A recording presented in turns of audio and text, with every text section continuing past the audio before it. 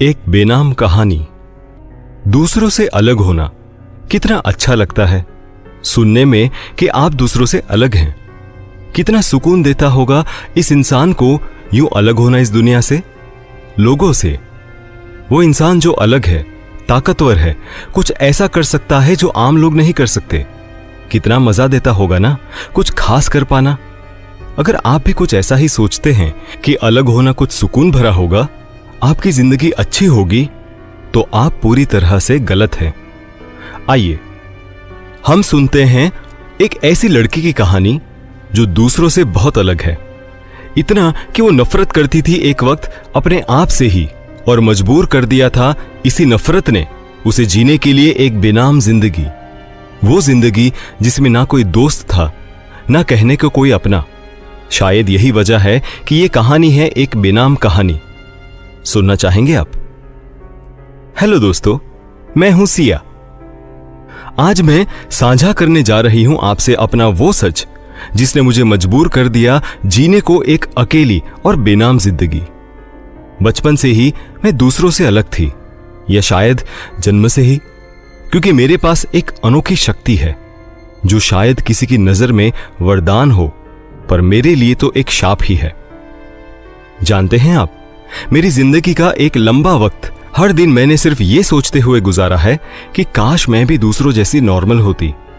काश मेरे पास ना होती ये ताकत, ना उड़ पाती मैं आसमानों की ऊंचाइयों में, ना होती मैं इतनी ताकतवर कि 10 इंसान मिलकर भी मुझे काबू ना कर पाए, और ना मैं बदल पाती खुद को एक खतरनाक ड्रैगन में जिसे अपने सामने देखकर किसी की भी रूह तक कांप जाए। या शायद कमजोर दिल वाले तो छोटा मोटा हृदयघात भी खा जाएं। आज तक जिस किसी ने भी मेरा सच जाना, हमेशा सिर्फ मुझसे नफरत ही की, या फिर मुझसे दूर हो गया, हमेशा हमेशा के लिए। अपनी जिंदगी के 18 वर्ष मैंने सिर्फ ये सोचते हुए गुजारे कि शायद मैं अकेली हूं, इस शाप को झेलने वाली जिसकी वजह तक मुझे नहीं पता। हर दिन मैं खुद से हद से भी बढ़कर नफरत करती रही, दुआ मांगती रही अपनी ही मौत की, और यह सिलसिला तब तक चला जब तक मैं नहीं मिली थी उससे। ड्रैगन होना मेरी जिंदगी का वो घिनौना सच था जिसे मैं चाह कर भी ना भुला सकती थी और ना ही बदल सकती थी। यही वो वजह थी कि मैं लोगों की भीड़ में भी खुद को अकेला महसूस करती थी। बचपन में मेरे माता पिता, जिन्होंने मुझे अनाथालय से गोद लिया था और 12 साल की उम्र तक पाल पोस कर बड़ा किया था, उन्हें भी मैंने इसीलिए खो दिया था क्योंकि मैं एक आम लड़की नहीं थी। यूं तो हर माँ बाप की ख्वाहिश होती है कि उनका बच्चा दूसरे बच्चों से अलग हो, खास हो, पर शायद मेरा यूं खास होना मेरे परिवार के लिए बहुत बड़ा झटका था। मेरा जन्मदिन था उस दिन जब पहली बार मैंने खुद को बदलते हुए देखा था। शायद मेरे माता पिता से भी ज्यादा मैं डरी हुई थी। आपाधापी में मैंने अपने मुंह से आग निकलते देखी, जिसने मेरे कमरे के फर्नीचर के साथ साथ मेरे पूरे बचपन को भी जला कर रख दिया। उस दिन ना सिर्फ मैंने अपने माता पिता, बल्कि उस वक्त तक की मेरी पहचान को भी हमेशा के लिए खो दिया। किसी तरह खुद को संभाला और लोगों के घरों में काम करके जीने के लिए कुछ पैसे कमाना शुरू किया। जिन घरों में मैंने नौकरी की, वहीं के सर्वेंट क्वार्टर्स की छोटी छोटी घुटन भरी कोठरियों में सोकर मैंने जिंदगी का एक लंबा वक्त गुजारा। मैं देखने में बचपन से ही काफी खूबसूरत थी।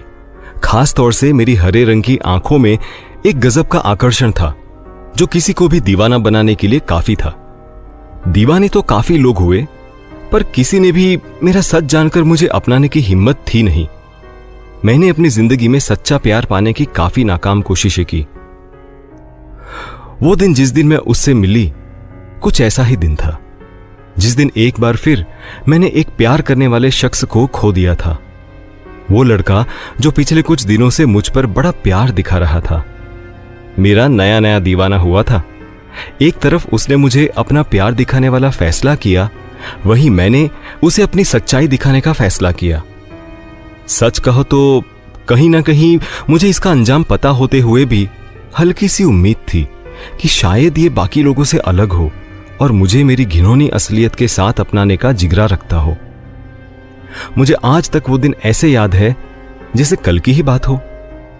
संडे की खुशनुमा शाम थी। शिशिर ने मुझे डिनर के लिए पूछा मुझे अंदाजा था कि आज शाम को क्या होने वाला है। वो पूरा दिन हम दोनों ने डरते डरते गुजारा।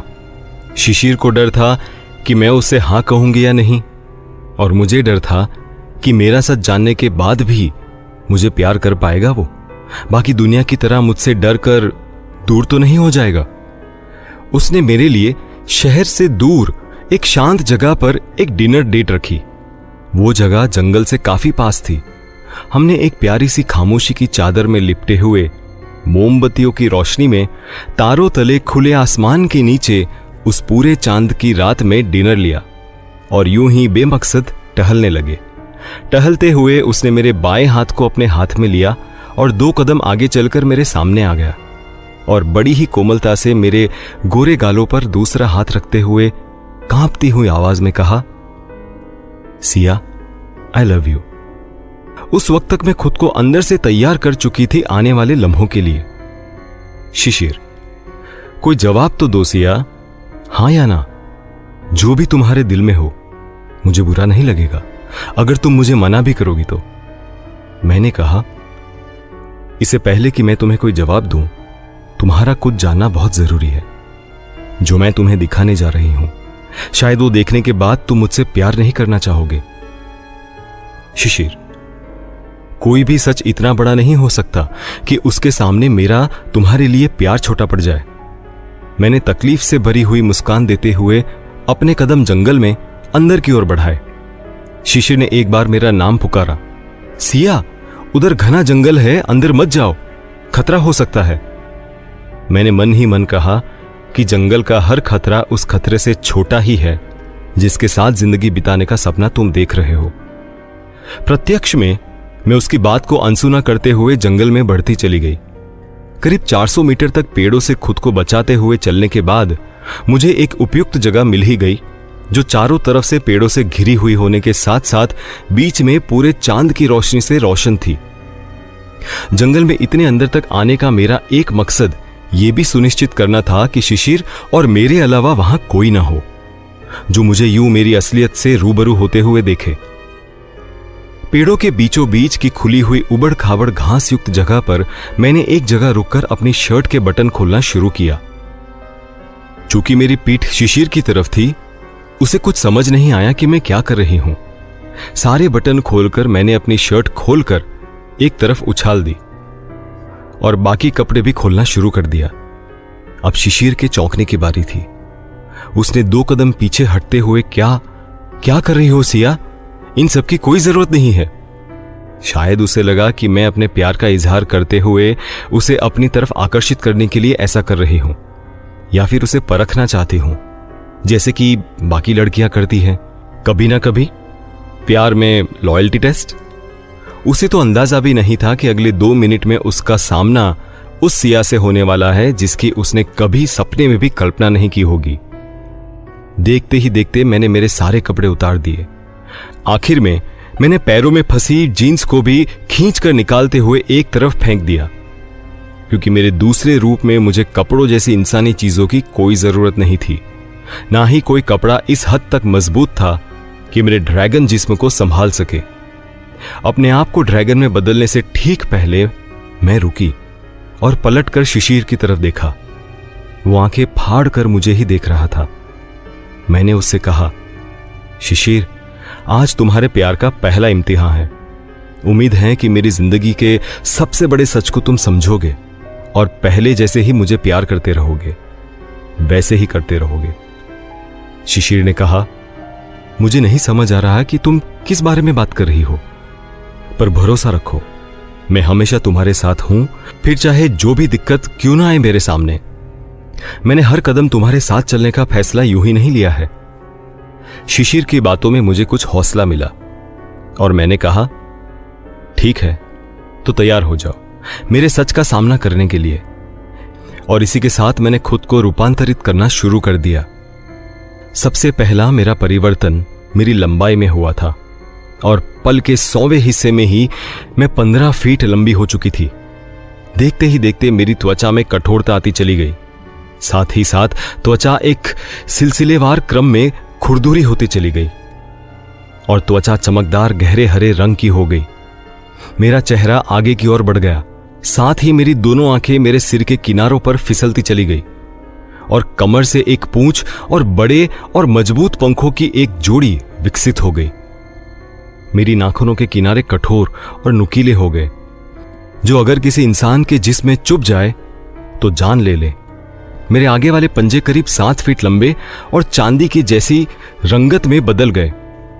मेरे बाल मेरी गर्दन के किनारे के साथ घूमते हुए कांटे सरीके नुकीले बन चुके थे और मेरी रीढ़ की हड्डी मेरी पूंछ में लंबी होकर गर्दन से पूंछ की नोक पर नीचे तक बढ़ चुकी थी। मेरी बाहों और पैरों के जगह पर पंजे बदल चुके थे।